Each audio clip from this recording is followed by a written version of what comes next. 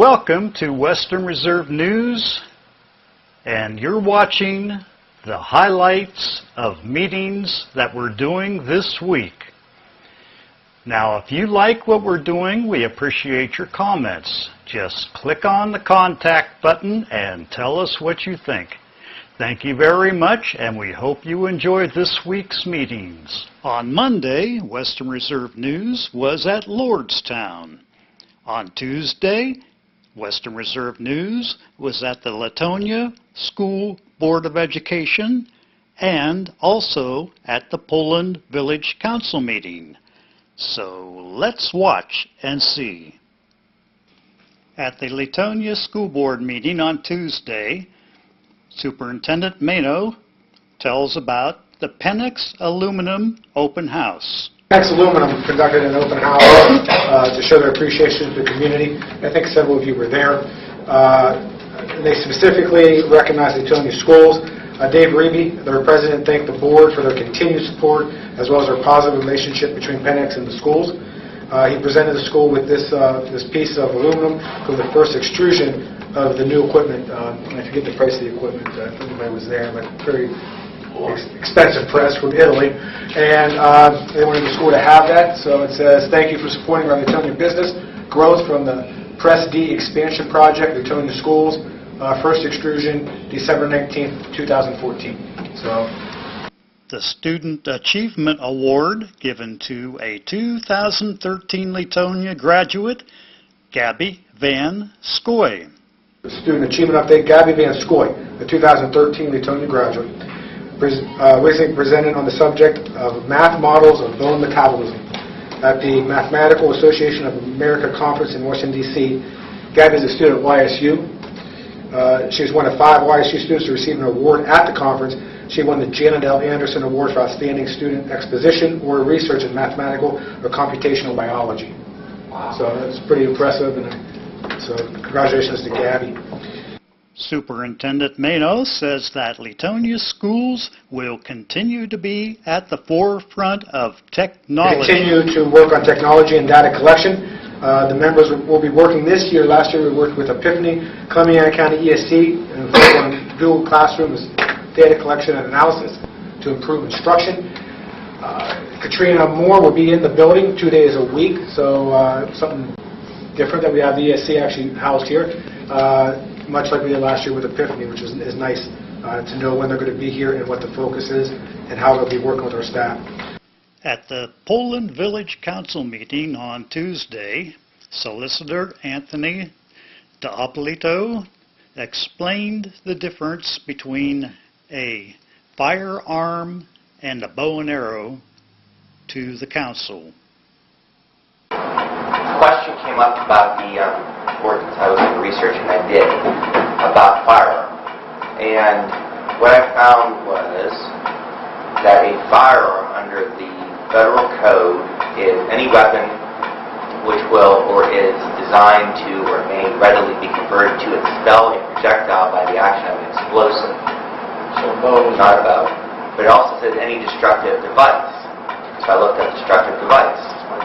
Destructive device is any explosive, bomb, grenade, rocket, missile, or similar device to any of the devices described above. So I don't think that a bow is similar to the devices described above, therefore I believe a bow is not a firearm. Therefore you don't have to change heartbeat. Okay, so we're good with what we have. You're good. And Poland Village Council then took a vote on amending an ordinance regarding the use of weapons in the village force. I'd like to make a motion to present as an emergency an ordinance regarding weapons in the Poland force. Second. Roll call. Mr. Donovan? Yes. Attorney Limmer? Mr. Major? Yes. Mrs. Sarnik? Yes. Mrs. Jash? Yes.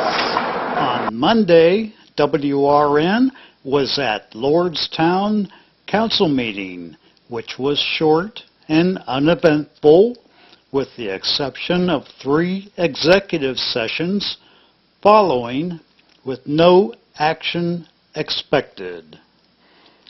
Mayor Hill did offer one come to all to a pork dinner. And another thing will also be a notice in the newsletter. Clean Energy Futures was asked to buy or bid on a couple hogs, which the fire chief's daughter had for 4-H at the Trumbull County Fair, and he got them. And he had texted me and asked, what could we do with it? There's over 400 pound of meat with this. So, in talking with Mr. Ross from Ross Foods, Charlene Farms has dressed the hogs out, and August 28th at 4 to 8, it's a Friday night, they're going to be having dinners.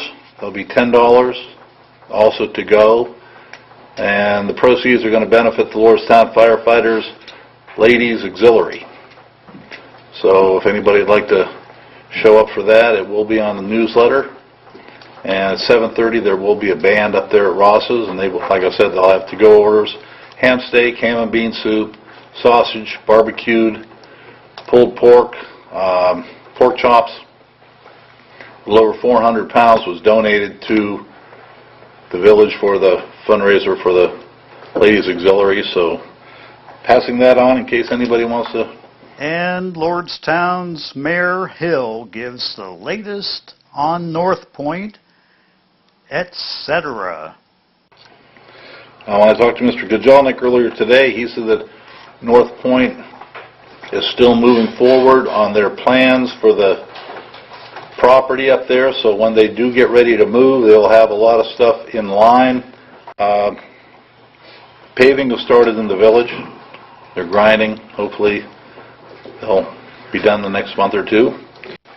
Mr. Mansell and I met a gentleman from Eastern Gateway Community College, and he went through the building with us week before last. It's painted, the floor is in, the building looks well. They're still looking at Eastern Gateway putting in a welding lab in that building. There was a message on my answering machine when I got back from vacation last week saying that they want to get a memorandum of understanding between us and the village. I believe in the future there may be a chance that they may eventually would like to take over the whole building, but that depends on how the class sizes grow. As for Kunkel, got a text this morning from Mr.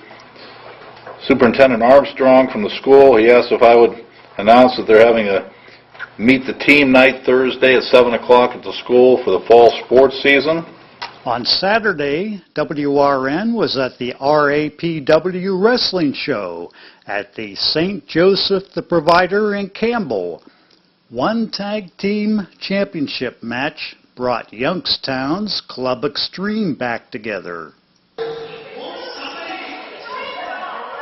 Don't try this one, kids.